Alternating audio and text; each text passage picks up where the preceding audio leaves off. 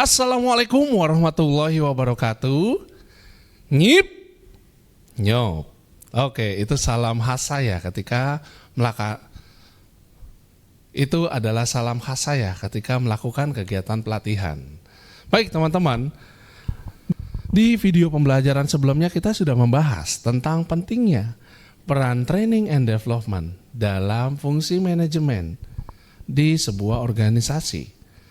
Kemudian kita sudah belajar tentang kompetensi-kompetensi yang dibutuhkan untuk dapat menjadi seorang trainer. Kita juga sudah membahas pekerjaan-pekerjaan yang harus dilakukan oleh seorang trainer demi memastikan setiap anggota organisasi dapat melaksanakan tugas dan mencapai kinerja terbaik.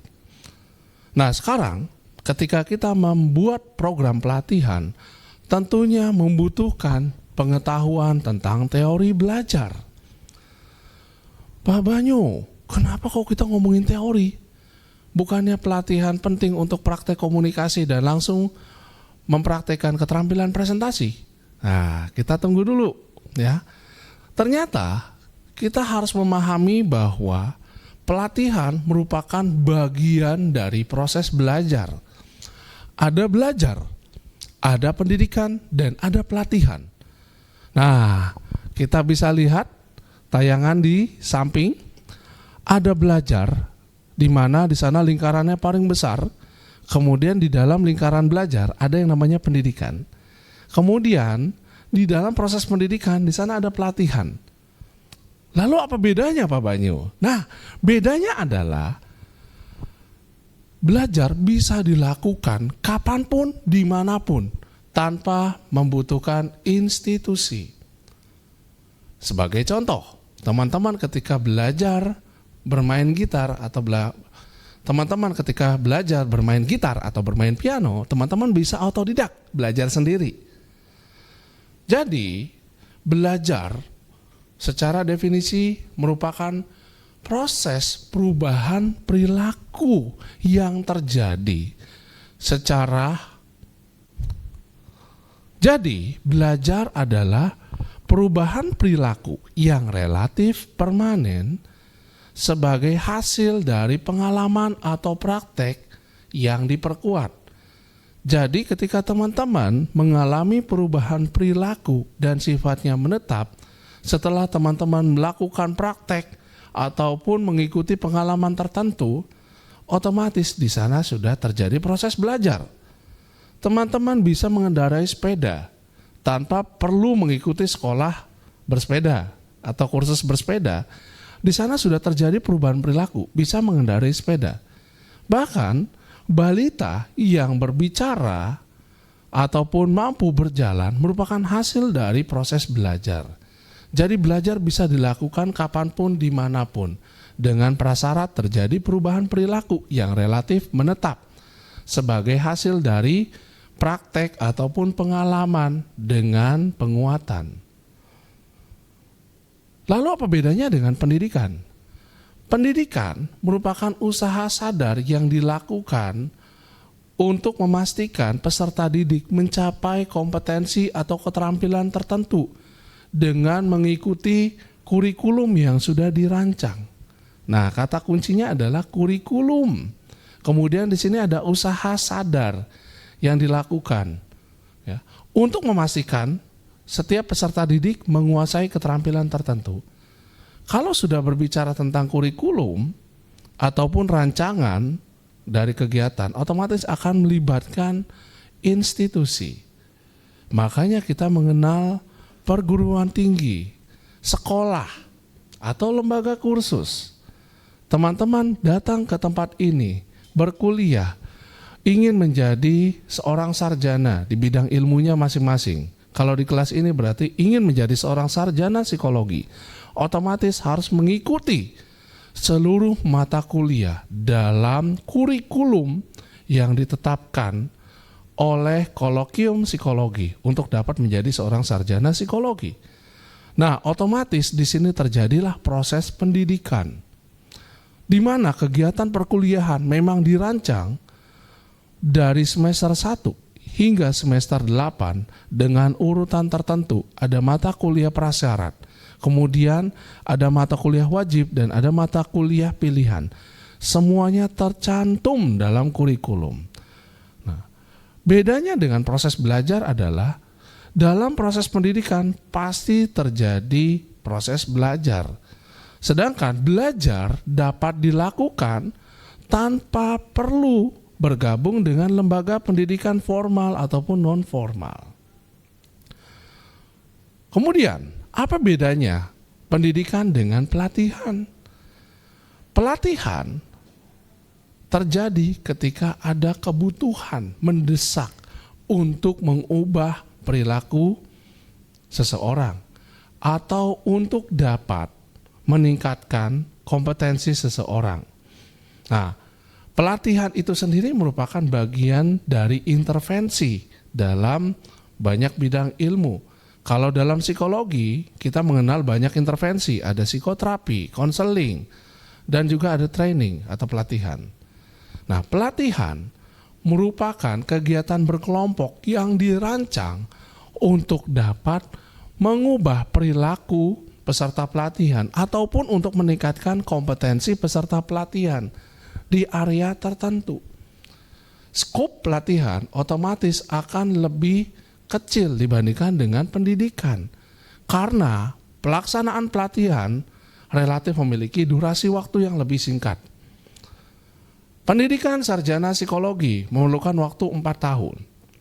Sedangkan kalau kita bicara pelatihan, contoh pelatihan behavioral event interview mungkin hanya 2 hari selesai.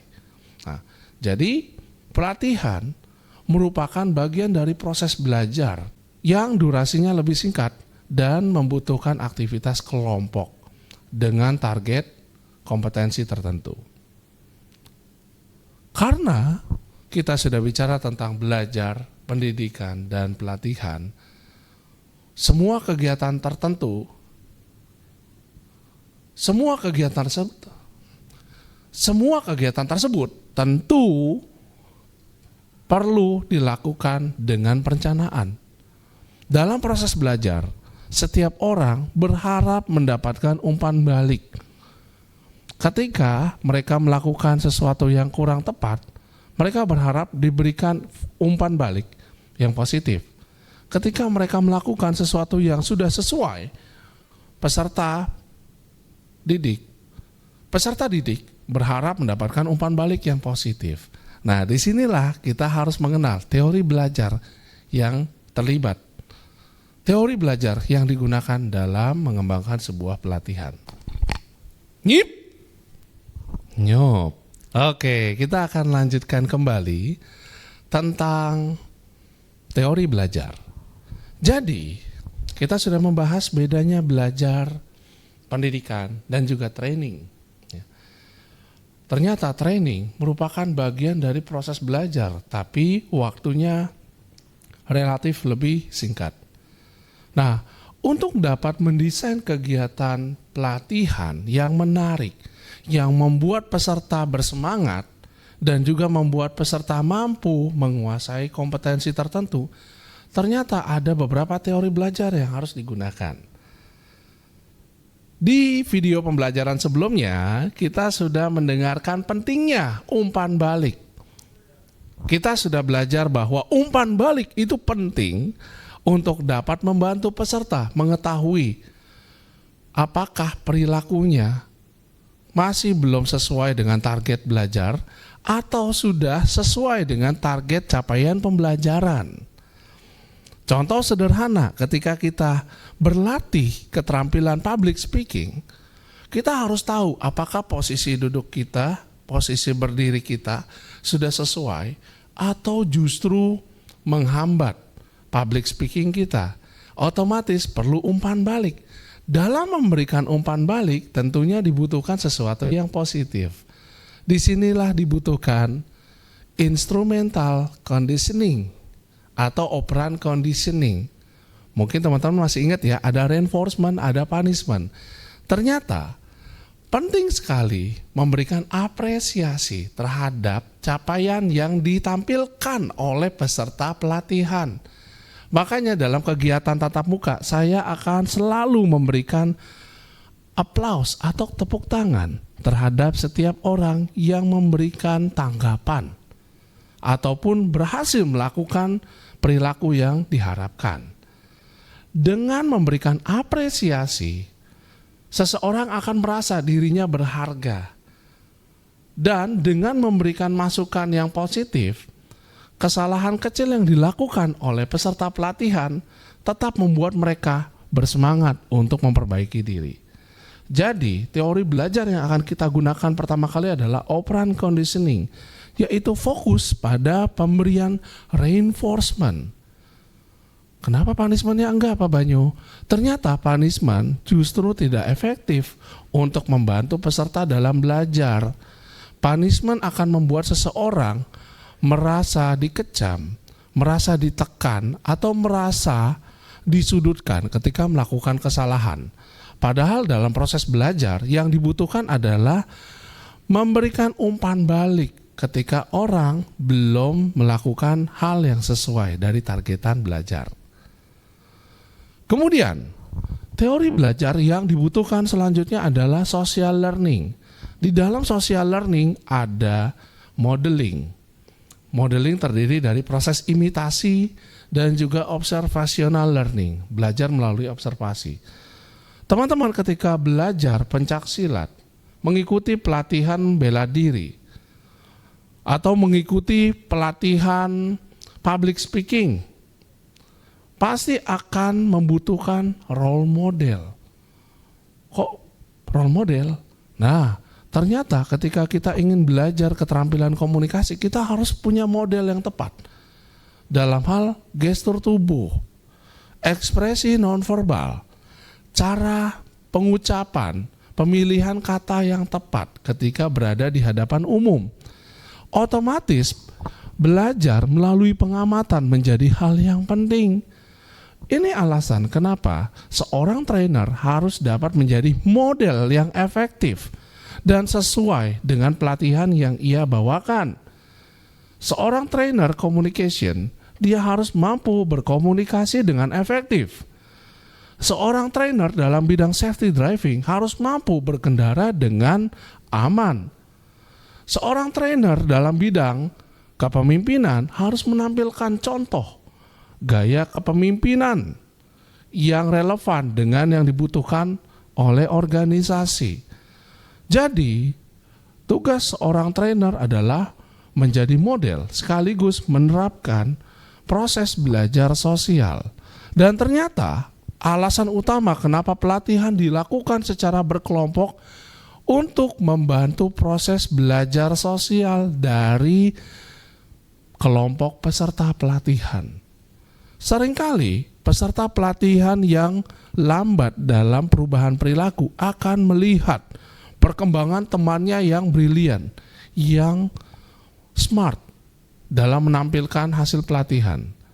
Contoh sederhana, ketika ada peserta pelatihan yang gagap dalam public speaking, dia akan berusaha mengikuti temannya yang sudah handal dalam public speaking. Disinilah terjadi proses belajar sosial. Nah, ternyata teori belajar operant conditioning dan juga teori belajar sosial bukan terbatas. Ternyata dua teori belajar tersebut tidak cukup untuk membekali peserta untuk belajar. Ternyata kedua teori belajar tersebut belum cukup untuk membantu kita merancang kegiatan pelatihan yang menarik. Mungkin teman-teman pernah mendengar tagline seperti ini. Setelah kegiatan pelatihan selesai, peserta diharapkan mampu berkomunikasi secara efektif. Setelah pelatihan, peserta diharapkan mampu mendemonstrasikan keterampilan berkendara secara aman. Nah, ternyata setiap pelatihan ada target capaian. Apakah targetnya hanya secara kognitif, afektif, atau perilaku psikomotor? Ada beberapa pelatihan yang targetnya hanya meningkatkan pengetahuan pemahaman peserta terhadap suatu bidang. dan kemampuan untuk mengaplikasikan apa yang sudah disampaikan. Nah, ternyata itu adalah domain kognitif, di mana peserta pelatihan secara kognitif akan dibekali dengan pengetahuan dan pemahaman mengenai suatu isu, kemudian diharapkan mampu mengaplikasikan pengetahuan yang diperoleh dan mungkin akan mampu melakukan analisa ketika mengalami masalah di lapangan. Nah, ternyata ada juga domain afektif terkait dengan ketergugahan, afeksi, emosional atau value. Teman-teman mungkin pernah mendengar pelatihan empati atau active listening. Seringkali kita tahu bagaimana caranya berempati, peduli dengan orang lain, tapi ternyata belum tentu semuanya mampu mempraktekkan empati. Di sini perlu ada yang namanya ketergugahan, tersentuh secara perasaan atau emosional. Nah, pelatihan perlu memikirkan bagaimana peserta secara afeksi tersentuh, tergugah untuk melaksanakan suatu value, misalnya kepedulian, empati. Nah, di sini ada yang namanya domain afektif. Yang terakhir adalah domain psikomotor atau perilaku, di mana peserta pelatihan diharapkan mampu menampilkan perilaku tertentu, mulai dari hanya sekedar menduplikasi atau bisa melakukan improvisasi, elaborasi. Nah, ini namanya domain psikomotor. Contoh sederhana, ketika seorang peserta berlatih untuk mengendarai kendaraan bermotor secara aman, mungkin di tahap awal dia hanya sekedar menduplikasi perilakunya.